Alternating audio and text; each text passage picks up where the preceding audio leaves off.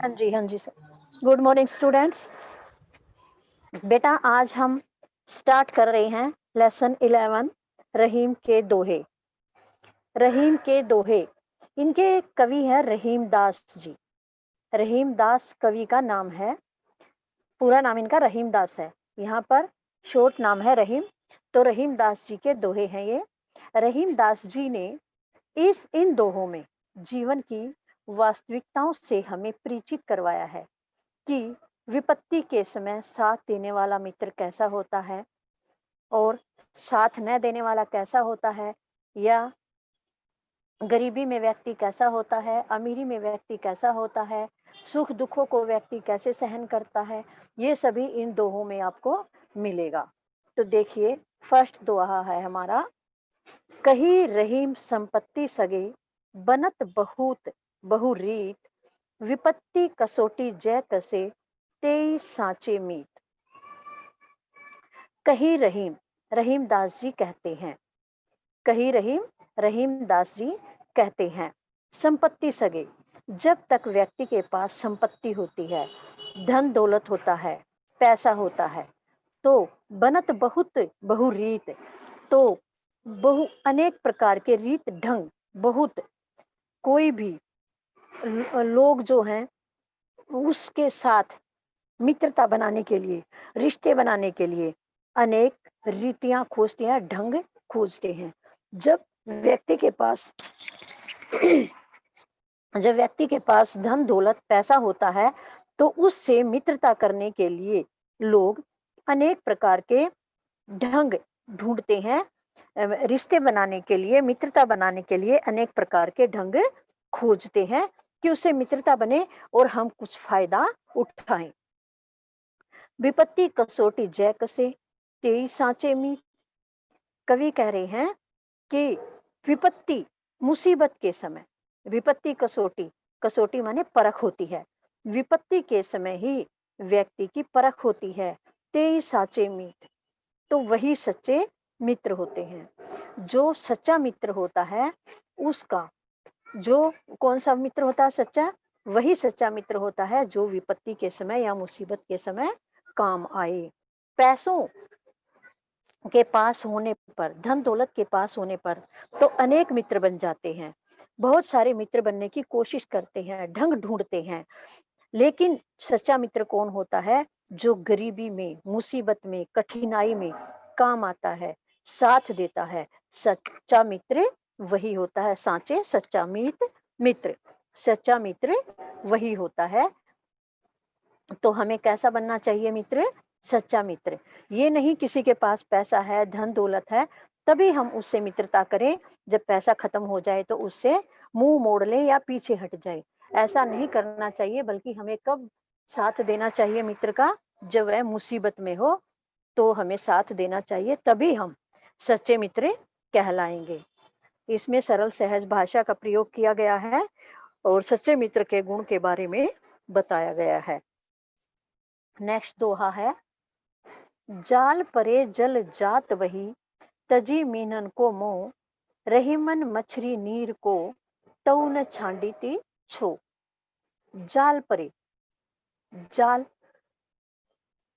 जो पानी में डाला जाता है, मछली को, मीनन का अर्थ होता है मछली, मीनन मछली को पकड़ने के लिए तालाब में जो जाल डाला जाता है, तो क्या होता है, जाल परे जल जात वही, जब जाल को पानी में से बाहर निकालते हैं तो क्या होता है, जल जात बही, बाहर निकल जाता है।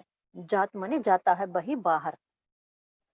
जब हम मछली को पकड़ने के लिए जाल को पानी में डालते हैं, तालाब आदि में डालते हैं, तो जब डाल करके उसको मछली पकड़ करके बाहर निकालते हैं जाल को, तो क्या होता है, पानी उसमें से निकल जाता है, जात जाता है वही बाहर, बाहर पानी बाहर निकल जाता है।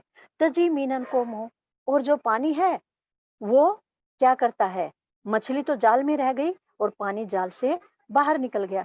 तो यहाँ तजी मीनन को मोह, यहाँ पर क्या है, जो पानी है, तजी त्याग देता है, मीनन मछली के मोह को, प्रेम को, पानी जो है मछली के मोह को त्याग देता है और वापस तालाब में चला जाता है। जब वे जाल को बाहर निकाला जाता है तो मछली जाल में रह जाती है और पानी जाल से बह जाता है। और जो पानी नीचे बह गया है, जाल में से निकल गया है, उसने क्या किया, मछली के मुंह को छोड़ दिया। जो मछली पानी के अंदर रहती थी, उस पानी ने मछली का साथ छोड़ दिया, मुंह छोड़ दिया। रहीमन मछली नीर को तऊ न छांडी ती छो। और रहीम दास जी कहते हैं कि जो मछली नीर के अंदर थी, जो मछली नीर के अंदर थी, वह क्या कर रही है, नीर को, पानी को, तऊ न छांडी छो, छांडी थी छो, छो माने छो का अर्थ है प्रेम, छांडी थी छोड़ती, तो वह नीर को, पानी के, मोह को, प्रेम को नहीं छोड़ती। मछली जो है वो पानी के प्रेम को, मोह को नहीं छोड़ती। पानी मछली के मोह को छोड़ देता है, लेकिन रहीमदास जी कहते हैं कि मछली पानी के प्रेम को नहीं छोड़ती। किस लिए नहीं छोड़ती?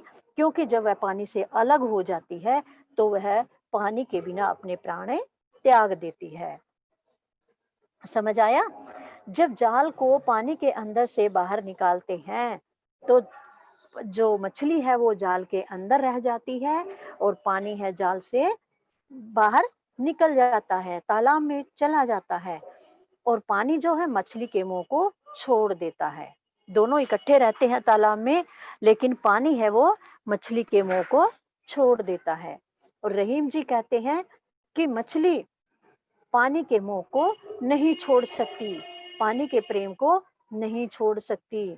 मछली जल के प्रति अपने प्रेम का त्याग नहीं कर सकती, क्योंकि वह पानी से अलग होते ही अपने प्राण त्याग देती है, यानी मर जाती है।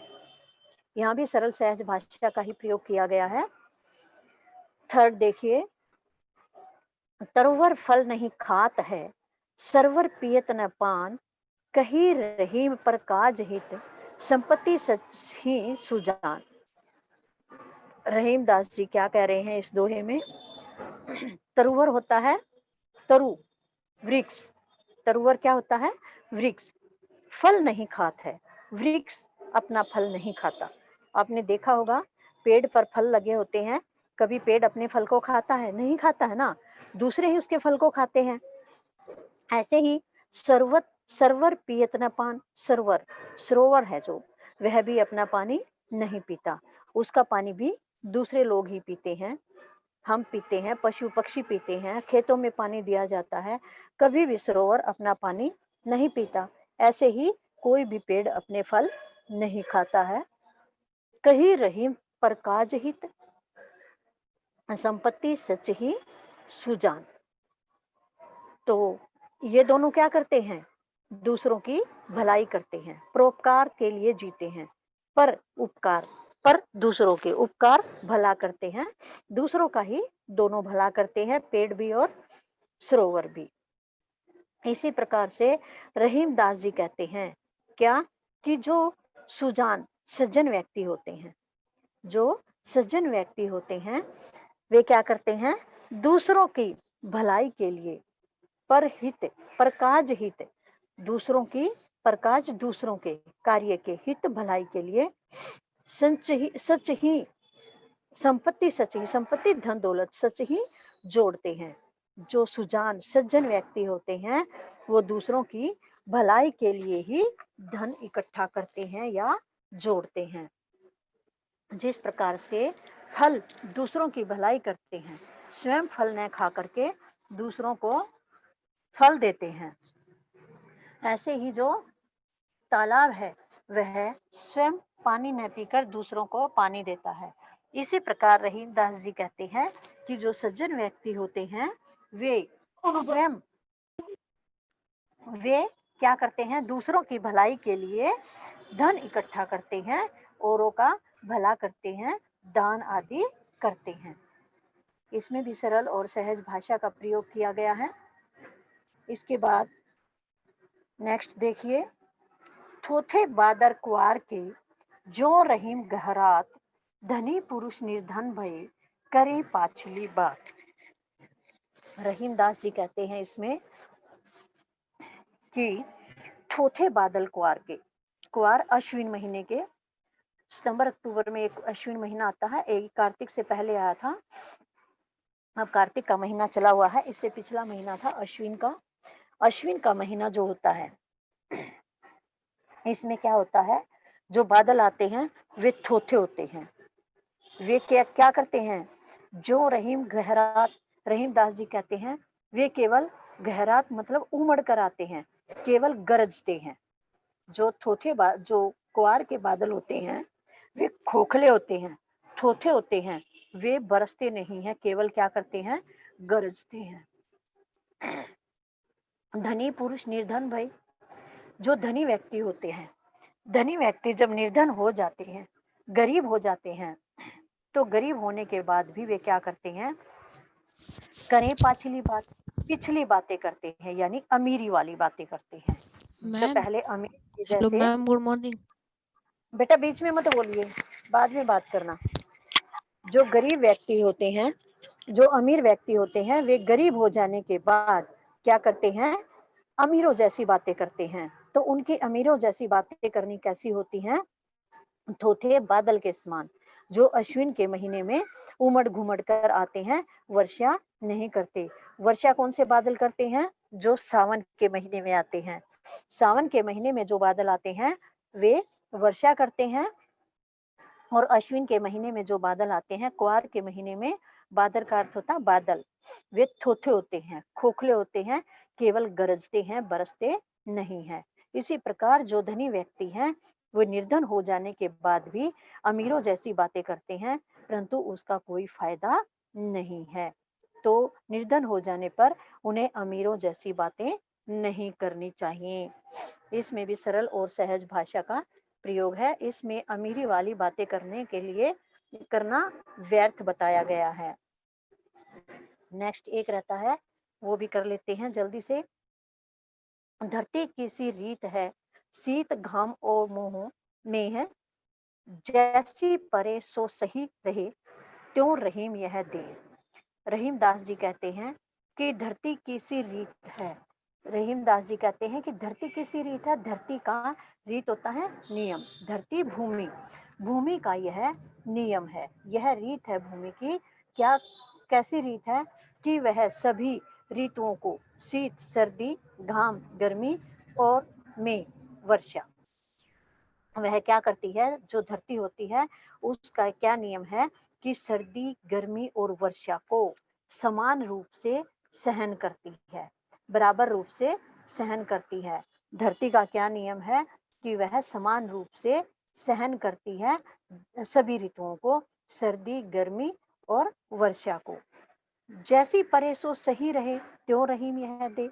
रहीम दास जी कहते हैं कि उसी प्रकार मनुष्य को भी जीवन में, उसी प्रकार मनुष्य को भी जीवन में, यानी इस शरीर को भी, मनुष्य को देह का अर्थ है शरीर, इस शरीर को भी हमारी ऐसी आदत डाल लेनी चाहिए, मनुष्य को भी ऐसी आदत डालनी चाहिए, जैसी परे, जैसा भी हमारे ऊपर पड़े, यानी जैसा भी हमारे साथ हो, सुख हो या दुख हो, सो सही रहे, उसको ही सही मानकर सहन करे। चाहे हमारे जीवन में सुख आए या दुख आए, उसको समान रूप से सहन करना चाहिए, सही सहन करना चाहिए। हमारे लिए जैसे धरती के लिए सर्दी गर्मी और वर्षा है, उसी प्रकार से हमारे लिए भी, हमारे शरीर के लिए भी, मनुष्य के लिए भी सुख और दुख एक समान है, हमें भी उन्हें एक समान सहन करना चाहिए। उसमें हमें दुख में दुखी और सुख में सुखी नहीं होना चाहिए, बल्कि समान रूप से दोनों को सहन करना चाहिए। मुसीबतों में घबराना नहीं चाहिए, उनको भी बराबर ही समझ करके सहन करना चाहिए। दोबारा से एक बार फिर देख लो, इनकी फटाफट हिंदी हिंदी बता देती हूँ मैं, क्योंकि टाइम कम रह गया है। देखिए जल्दी से। कबीर दास जी कहते हैं कि जब तक मनुष्य के पास धन दौलत होता है, व्यक्ति उससे मित्रता करने के लिए अनेक बहाने ढूंढते हैं, जो मुसीबत के समय काम आता है वही सच्चा मित्र कहलाता है। सेकंड देखिए, मछली को पकड़ने के लिए जाल, जब पानी में डाला जाता है तो मछली जाल में आ जाती है और पानी जाल से बह जाता है। वह पानी मछली के मुंह को छोड़ देता है। दोनों इकट्ठे रहते थे, मछली और पानी, फिर भी पानी मछली के मुंह को छोड़ देता है। रहीम दास जी कहते हैं, लेकिन मछली पानी के मुंह को नहीं छोड़ पाती, वह पानी से अलग होते ही मर जाती है। पेड़ फल नहीं खाता, सरोवर पानी नहीं पीता, तालाब पानी नहीं पीता, ये दूसरों को ही देते हैं, स्वयं न खा करके दूसरों का ही भला करते हैं। इसीलिए रहीम दास जी कहते हैं, जो सज्जन व्यक्ति होते हैं वे दूसरों की भलाई के लिए ही धन संपत्ति इकट्ठा करते हैं, वे दूसरों का ही भला करना चाहते हैं। फोर्थ देखिए, कुवार के महीने में जो बादल आते हैं वे थोथे होते हैं, वे केवल गड़गड़ाते हैं, गरजते हैं, बरसते नहीं हैं। जो सावन के अर्थात जो सावन के महीने में बादल आते हैं वे बरसते हैं, गरजते नहीं हैं। इसी प्रकार से धनी व्यक्ति जब निर्धन हो जाता है तो वह निर्धन होकर भी अमीरी जैसी बातें करता है, उसका कोई लाभ नहीं होता।